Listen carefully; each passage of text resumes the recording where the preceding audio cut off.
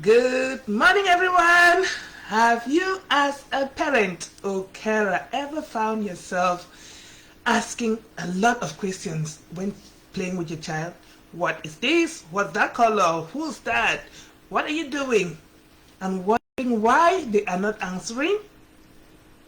Hi, my name is Aqua, and I am your early intervention practitioner, and I help children learn to talk through play. And I also train parents to help their children learn to communicate and talk in the home. So today I am looking at the topic of questions. What questions help us achieve? Now we know that in life we ask a lot of questions. We can ask questions to get to know somebody. We can ask questions to get to know about what people are doing. But as it concerns speech and language development, are questions good or bad? Are there any such things as good questions or bad questions? Or how are we supposed to be asking questions of our children who are not yet talking or who are learning to talk? So what are good questions and what are bad questions? Right. Questions are, you get to know things and people by asking them questions. But when a child is learning to talk and they do not yet have the words to describe or to answer your questions, asking questions can be more of a disadvantage than an advantage to a child. Because if you're asking a child a question and they know the answer to it and they don't yet know how to say it, it frustrates them. And the bad thing is that when there is a gap, we don't like silence. Human beings do not like pauses in conversation, and because we do not like that, we tend to fill in the gaps with a lot more questions. For example, you can see a child playing with a toy, you can play with a car, you can come and say, what is that? What color is it? What are you doing? And that child, from one question to another, by the time they're processing the first question, you've asked the second one. Because for children who are learning to talk, it takes a while for them to process things. You have to give them time to not only hear what you have said, but to process it in their head. Find out what it is, what the meaning of what you said is, and then formulate what to say. If they have the words to use in the memory bank, then they have to start thinking about how to say it. But if they don't yet have that word in their vocabulary, then they will find it difficult to even know what to say and how to say it. So when we have to ask a question, we have to give children time to process what we have asked them. Now, what the advice is to comment more on what children are doing rather than asking them what they are doing. Because when you comment more, you're giving them the words to describe what they are doing. But if we absolutely have to ask a question, we should not ask a question to test our children. We should ask questions when we absolutely need to know the answer to the question. For example, do you need a toilet? Are you hungry? So if we ask those kinds of questions, we need to know whether they need a toilet or not, because they might wet themselves. But if your child is already struggling to talk, if you're asking them questions to test them, for example, what color is this? Who is that? Then they'll shut down. So what we need to do is to give them a choice question. Give them alternatives. So would you like an apple or a pear? You're not only asking them a question, but you're giving them the answer to the question at the same time. Because if you ask them, would you like an apple or a pear? Then they can choose one. If they don't have the words, then they can point to what you're asking. So as much as possible, show them what you're talking about. So would you like a pencil or a pen?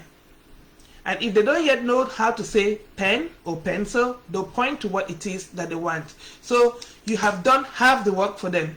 But if you're going to ask them, what color is this pencil or this pen, and what color is that pencil, or how long it is, then you just setting them up to fail, and you're setting them up to shut down and not communicate. But what we encourage you to do is to come alongside your child, sit down on the ground if they're playing, Join in. First of all, you stop and you observe what they are doing. Whether they're playing with a car, or they're playing with Lego, or they're playing pretend play with food, observe what they are doing. Now, and join in and comment on what they're doing. And if you really have to ask a question, if you don't, if you cannot help yourself, ask an open-ended question. What do you think is going to happen? What if I wonder what will happen if we put in some more bananas. So ask open-ended questions that will provoke them to expand on what you have said if they already have the words to use. But if they're not talking yet, we encourage you to comment on what they are doing rather than ask questions. And it is not easy to change a habit. It's all inbuilt in us to ask a lot of questions, and habits are developed over time. So I'm not saying that overnight you're going to just stop asking your children questions, because I still do it. I have been working with children for over 15 years and I still ask a lot of questions. I find myself asking a lot of questions at times. But what we need to be doing is, now that we have become aware of the fact that questions can be more of an inhibition rather than a help for children to be able to talk, we can catch ourselves when we start asking a lot of questions. We can stop in our tracks. When you find yourself asking, oh, what is that? Or what color is this? Then stop in yourself and say, oh, I love that red car. That is a beautiful pink balloon. So if we use the words that we want them to learn in simple short sentences, it will help them more than asking them, what color is that ball? How big is it? Instead of doing that, we should model the language that we want them to use. Oh, I love this blue ball. I love that black car. My mom has a pink car.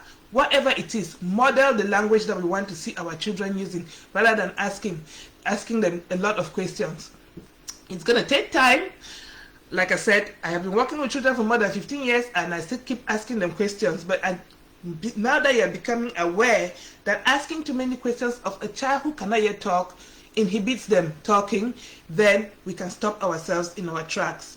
So our challenge for today, my little challenge for you today, if you have a child who is not yet talking, who struggles with their communication, and you're trying to help them to talk, try and ask less questions. Only ask questions that you absolutely need to know the answer to. Like I said before, do you need a toilet? Are you hungry? And comment more on what they are doing. If you find yourself asking a lot of questions, stop yourself in your tracks. It's not a crime. You're not committing any crime. Just stop yourself in your tracks and say, okay, I'm asking too many questions now. Ooh. Let me start commenting more on what they are doing. And do not be in a hurry to fill in the gaps in the conversation.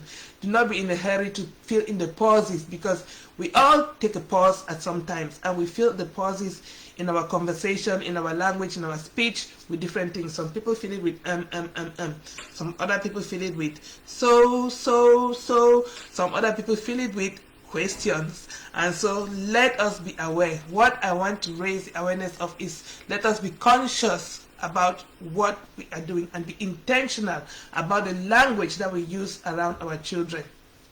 So thank you for watching.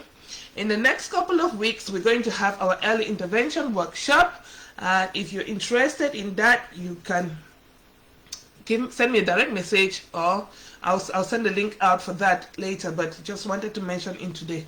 So if you're not yet subscribed to our YouTube channel, we put in videos every week on our YouTube channel on one topic or another.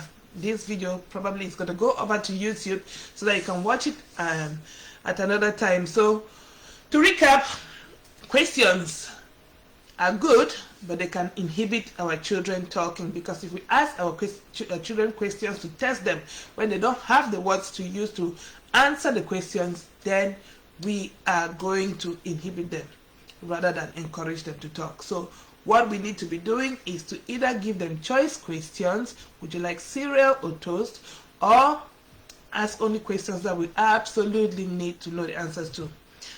Another alternative is to ask open-ended questions that make them think.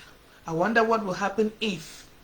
What do you think will happen if we put this down the slide?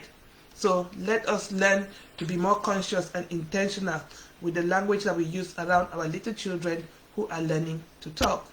So thank you for watching, and I hope you have a blessed Saturday. See you next time. Bye. Aqua.